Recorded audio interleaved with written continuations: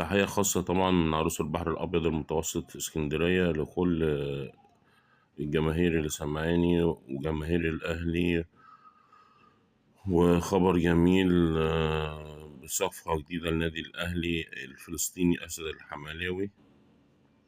صفقة الأهلي الجديدة المنتظرة في يناير، ودي بعض أهدافه الجميلة واستعراض لمهاراته. طبعا زي ما انتم عارفين، من بعد بعد غياب وسام أبو علي، وبعد ما وسام أبو علي ساب الأهلي أو مشى من الأهلي، ده مؤثر جدا في المستوى التهديفي بتاع الأهلي، وهو ده اللي ناقصه فعلا. مهاجم بقدرة كبيرة يقدر ينفذ ويوصل الكورة للمرمى، أو الفرص الكتيرة اللي بتحصل يقدر يحولها لجوان. وأسد الحملاوي لاعب متميز جدا ومهاجم كفء جدا، وإن شاء الله يقدر يقوم بالمهمة دي،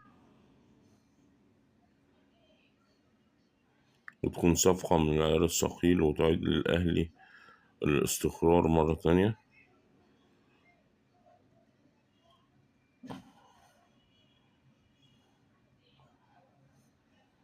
ده طبعا كمان مع اللاعب الإيفوار دياباتي من الدوري الدنماركي،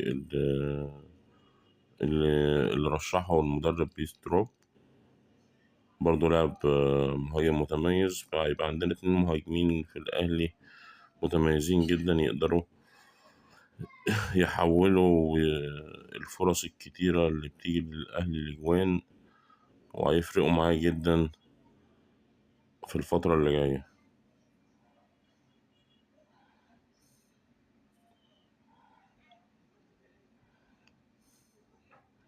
أسد الحمالة برضه مهاجم متميز، سواء بهيده أو بقدمه، برأسه أو بقدمه. متميز بالرأس جدا، متميز بالقدم، لاعب هداف، عارف طريق المرمى وطريق الجول.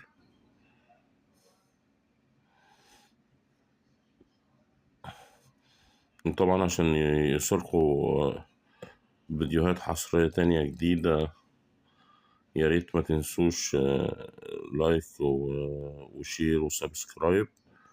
يا ريت كلنا نشترك يا جماعة، ودي حاجة تشجعني طبعا، لأن أنا